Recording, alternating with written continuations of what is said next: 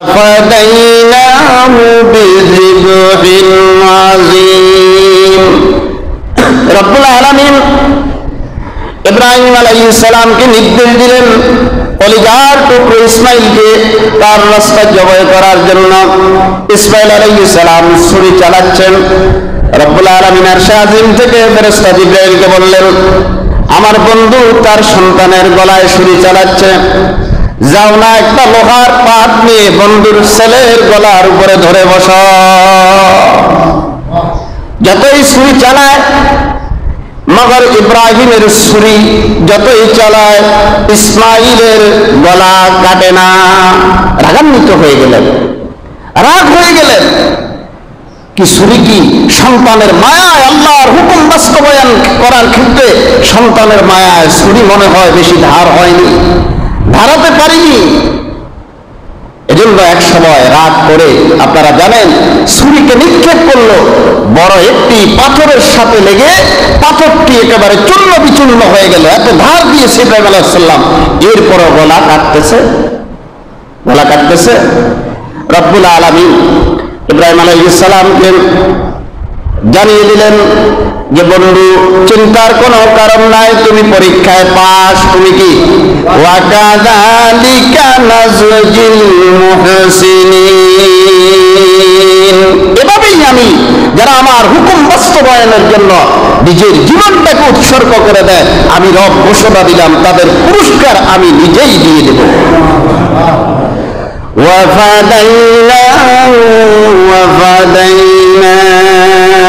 بذبح عظيم রব্বুল আলামিন বলেন, ইব্রাহিম ছুরি আনলেন, ছুরিকে আবার উঠে আনলেন। আনার পরে আল্লাহ রাব্বুল আলামিন ফেরেশতাদেরকে বললেন যে একটা পশু ইসমাইলকে উঠিয়ে তার জায়গায় নিয়ে রাখো। সুবহানাল্লাহ। ইব্রাহিম আলাইহিস সালাম যখন ছুরি আনলেন, আনার পরে চোখকে শক্ত করে বাঁধলেন। কলিজার টুকরা সন্তানকে জবাই দিচ্ছে কার রাস্তায়? আল্লাহ পাকের রাস্তায়। কলিজার টুকরা সন্তানকে জবাই করতেছে, একটা মাত্র সন্তান, আল্লাহর হুকুম। ইব্রাহিম আলাইহিস সালাম চোখ বন্ধ করে যখন বিসমিল্লাহি আল্লাহু আকবার বললেন, তখন বিসমিল্লাহি আল্লাহু আকবার বলার সাথে সাথে জবাই হয়ে গেল।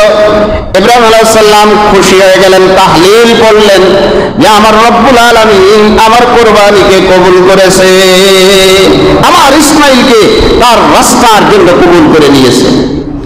ওয়া ফাদাইনাহু